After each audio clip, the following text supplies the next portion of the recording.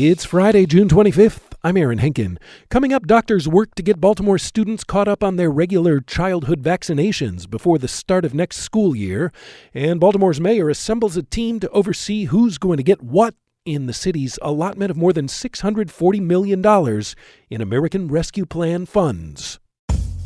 It's the Daily Dose from WYPR, our latest reporting on Maryland's COVID-19 response and the local news of the day, made possible by GBMC Healthcare. Derek Chauvin, the former Minneapolis police officer convicted in the murder of George Floyd, was sentenced on Friday to 22 and a half years in prison, bringing a measure of closure to a case that set off waves of protest across the nation and globally over police abuse of black people. The sentence, delivered by Judge Peter A. Cahill of Hennepin County District Court, came more than a year after a widely shared cell phone video captured Mr. Chauvin pressing his knee on the neck of Mr. Floyd for more than 9 minutes along a Minneapolis street. A class action lawsuit is challenging Governor Larry Hogan's decision to end federal pandemic-related unemployment payments in July, 2 months before the federal program ends. The Unemployed Workers Union lawsuit also demands that the Maryland Labor Department quickly release payments to people who have waited weeks, months, or longer for their benefits. A recent CDC report shows that children across the country have fallen behind on various vaccines due to the pandemic. Here in Baltimore City, doctors are focused on getting students vaccinated before they return to school. WYPR's health and housing reporter Sarah Y. Kim has more. Dr. Arlene Tyler is a medical director for school-based health at the Baltimore Medical System. She's urging parents to get their children up to date on vaccines. Dr. Tyler oversees 8 health centers in Baltimore City Public Schools, which offer vaccines during the summer. Some of those old diseases that we don't see anymore, they could start popping up. Dr. Tyler says vaccine rates are improving, but the list of under-immunized students is pages long.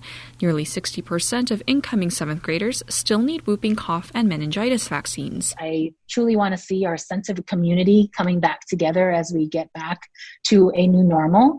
But the only way to do that is for us to continue to take steps to make sure we can get there safely. I'm Sarah Y. Kim reporting for 88.1 WYPR. The judge in the sanity phase of the Capital Gazette mass murder trial has barred attorneys from researching potential jurors online. In making the ruling, the judge told attorneys they must base their decisions on information they learn in the courtroom. Jared Ramos has already pleaded guilty to killing 5 newspaper employees in 2018, but claims he's not criminally responsible, which is Maryland's version of an insanity defense. The panel of 12 jurors and 6 alternates is expected to be seated today, with opening statements set to begin on Tuesday. Baltimore's Safe Streets program could be seeing an expansion soon. Local governments are now cleared to use coronavirus relief funds for crime interruption programs as part of President Biden's 5-point plan. The program has 10 sites in Baltimore and operates on a $1.5 million budget. The organization settled 15,000 disputes in Baltimore last year alone. And the U.S. Geological Survey reports a 2.6 magnitude earthquake this afternoon centered near Woodlawn, just over the Baltimore City-Baltimore County line. Baltimore firefighters responded to reports of injuries in the southwest and northwest parts of the city. Hello, I'm Dr. Linda Myers, Vice President of School Programs at Kennedy Krieger Institute. I want to tell you about a new podcast series called Your Child's Brain, which is produced by Kennedy Krieger Institute in partnership with WYPR. Every month on the show, we explore the mysteries of the developing brain. On this month's show, we're talking about education and the brain. What do we mean by the neuroscience of learning? Here's Dr. Lisa Carey. So the neuroscience of learning is when we take what is known from neuroscience research and clinical expertise in neuropsychology and neurology, and then we take what is meaningful to apply in the classroom, and we use it to inform our instructional practices and our instructional decision-making. Join us to explore the mysteries of your child's brain on any podcast app or at wypr.org on the first Thursday of every month.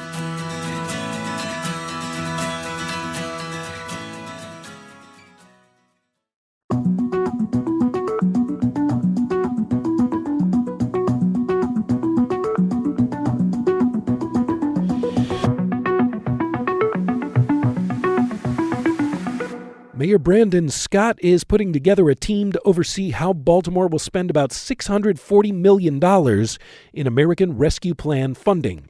Policy experts say if distributed right, the money could bolster equity in Baltimore.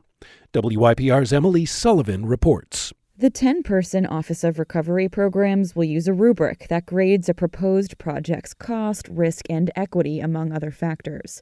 At a city hearing earlier this month, Assistant Budget Director Aaron Moore said the scoring system will weigh a project's equity impact the most. So we want to be judicious about our spending, but also swift when applicable for critical areas and impacted industries. We do have projects that are being considered at this time, but no decisions have been made. Finance officials say the city will spend $10 million of ARP funds to create and operate the office, and they've set aside another $130 million to stabilize the city's budget. That leaves about $500 million. Opportunities like this just don't really happen like this anymore. That's Lester Spence, a professor of political science and Africana studies at Johns Hopkins University. In his view, the Scott administration has three options: save the money for a rainy day, use it to plug holes in the budget, or funnel it to a few large projects. Spence says the latter could help to close long-lasting disparities. You just go for broke, spend a chunk of it on large ticket items that can help reimagine how cities function, and then can in turn generate the political constituencies that will allow for those big ticket items to continue to get resources going forward.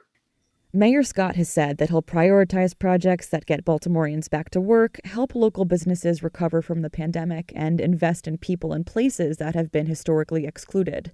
The Democrat has also said he's interested in expanding access to wireless broadband services. To Spence, the idea of diverting money away from developments in wealthy white parts of Baltimore and toward a municipal internet administered by the city is transformative. He says it could generate a feedback loop of equity through increased access to critical services. You actually need to come with something really, really big that can get another set of stakeholders to buy into the idea that we don't have to do things like we've been doing them, and there's another way that a city can run to the benefit of larger numbers of people. City agencies have already submitted applications for the funds. Later, that process will be open to nonprofits. The city should prioritize groups with proven abilities to serve hard-to-reach communities, says Felipe Filomeno, an associate professor of political science and global studies at the University of Maryland, Baltimore County. Most members of the Latino community in Baltimore get information through their social networks and through the nonprofits that they regularly work with. So those are the actors that should be engaged. Like Spence, Filomeno hopes that Scott funds projects that will address both immediate and long-term needs. The house is on fire, so you don't call an engineer, you call the fire department. But I'm hoping that how the city will distribute these funds will blend some of the engineering for the long term, but also putting away the fires for the short term. Filomeno says that such a project could tackle an issue like food insecurity through a neighborhood garden. It'd bring together community members while building and sustaining a reliable source of food. And as the opportunity for nonprofits to apply for ARP funding nears, Filomeno says the Scott administration must create a deliberate outreach strategy. I want to be able to, open my social media and see how the city is engaging with specific communities. I'm Emily Sullivan, reporting for 88.1 WYPR.